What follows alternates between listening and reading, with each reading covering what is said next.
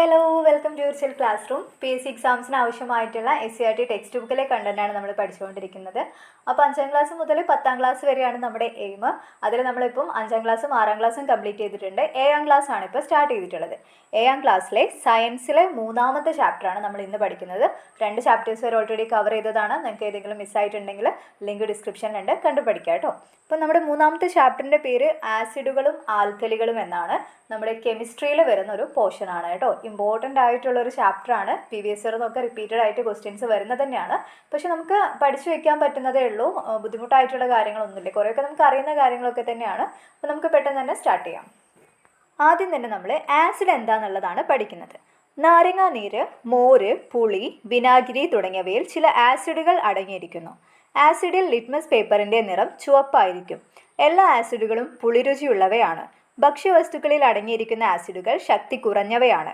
Hydrochloric acid, nitric acid, sulphuric acid തുടങ്ങിയവ ലബോറട്ടറിയിൽ ഉപയോഗിക്കുന്ന ശക്തി കൂടിയ ആസിഡുകളാണ്. അപ്പം ആസിഡ് എന്ന് വെച്ചാൽ എന്താണ്?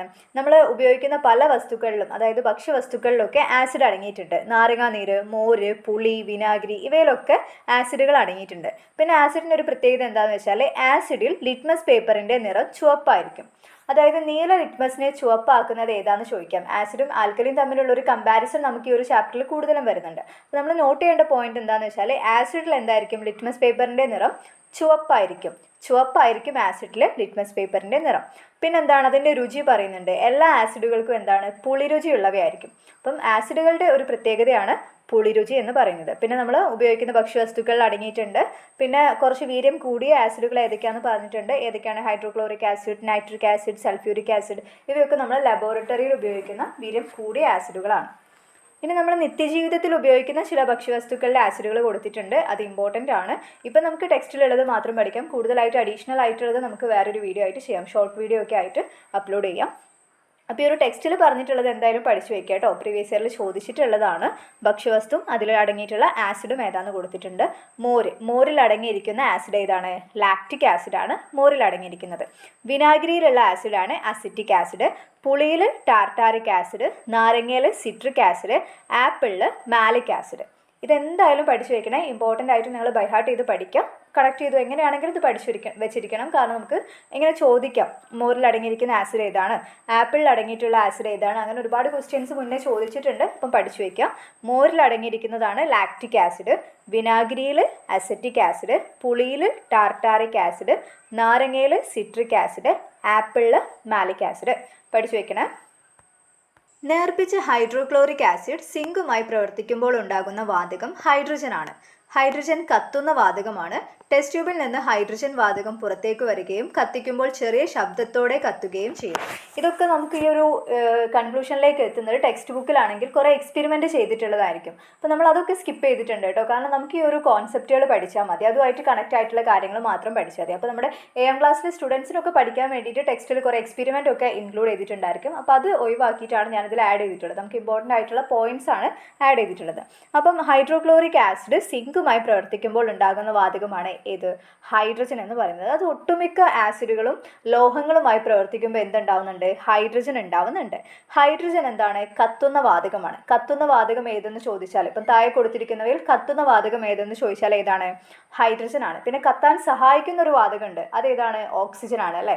കത്താൻ സഹായിക്കുന്ന വാതകം ഓക്സിജൻ ആണ്.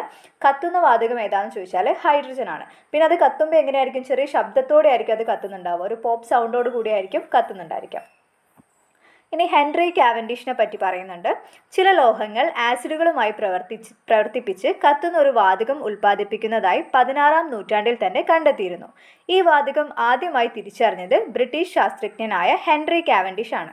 അപ്പോൾ ഈ ഒരു കാര്യം ഒരു 16ാം നൂറ്റാണ്ടിൽ തന്നെ ചില ലോഹങ്ങൾ ആസിഡുമായി പ്രവർത്തിക്കുന്ന സമയത്ത് ഒരു കത്തുന്ന വാതകം ഉണ്ടാവുന്നുണ്ട് എന്നുള്ള കാര്യം ആരാണ് കണ്ടുപിടിച്ചത്? ഈ ഒരു കാര്യം തിരിച്ചറിഞ്ഞിട്ടുള്ളത് ബ്രിട്ടീഷ് ശാസ്ത്രജ്ഞനായിട്ടുള്ള ഹെൻറി കാവൻഡിഷ് ആണ്. ഈ വാതകത്തിന് ഹൈഡ്രജൻ എന്ന പേര് നൽകിയത് ലാവോസിയർ ആണ്. അപ്പോൾ അത് ഇമ്പോർട്ടൻ്റ് ആണ് കേട്ടോ, മാറിപ്പോകരുത്.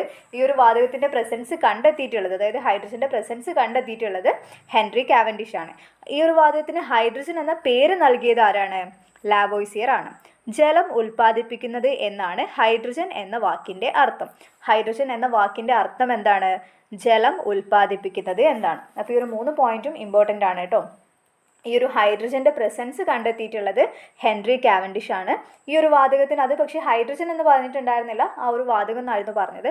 ആ വാതകത്തിന് ഹൈഡ്രജൻ എന്ന പേര് നൽകിയിട്ടുള്ളത് ആരാണ്? ലാവോസിയർ ആണ്. ഇനി ഹൈഡ്രജൻ്റെ മീനിങ് എന്താണെന്ന് വെച്ചാൽ ജലം ഉൽപ്പാദിപ്പിക്കുന്നത് എന്നാണ് ഹൈഡ്രജൻ എന്ന വാക്കിൻ്റെ അർത്ഥം.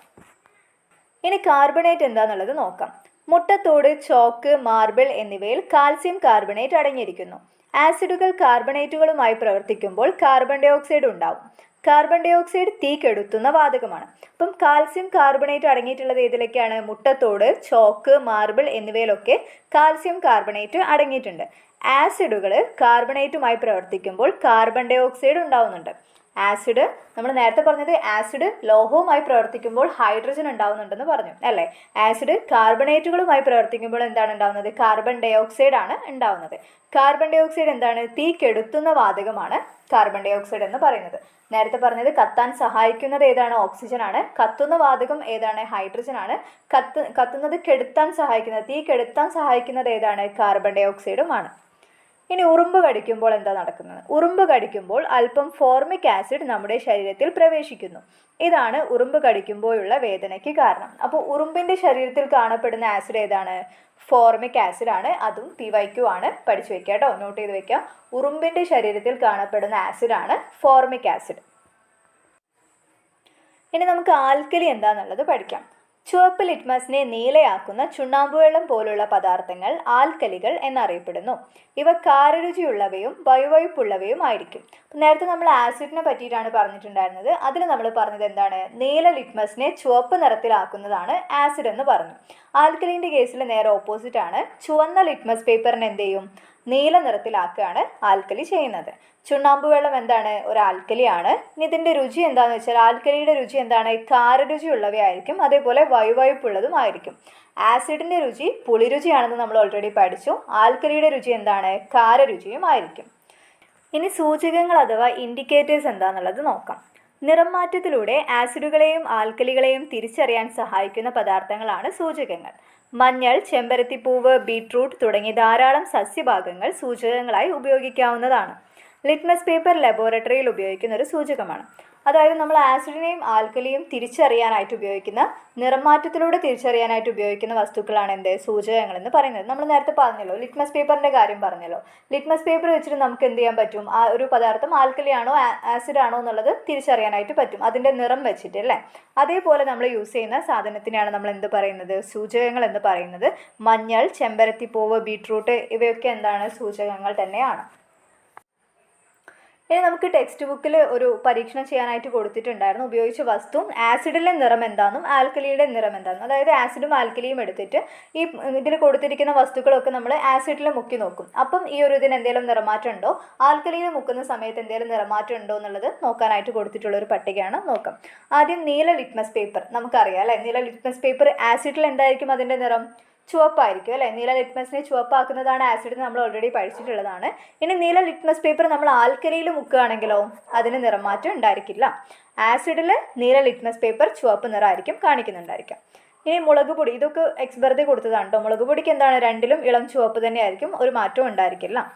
ഇനി ചുവപ്പ് ലിറ്റ്മസ് പേപ്പർ ആണെങ്കിലോ ആസിഡിലാണെങ്കിൽ അതിന് നിറമാറ്റം ഉണ്ടായിരിക്കില്ല, ചുവപ്പ് തന്നെ ആയിരിക്കും. പക്ഷേ ആൽക്കലിയിലാണെങ്കിൽ ചുവപ്പ് ലിറ്റ്മസ് പേപ്പർ എന്താവും? നീല നിറമായിട്ട് മാറും. അത് നമ്മൾ ഓൾറെഡി പഠിച്ച പോയിന്റ് തന്നെയാണ്.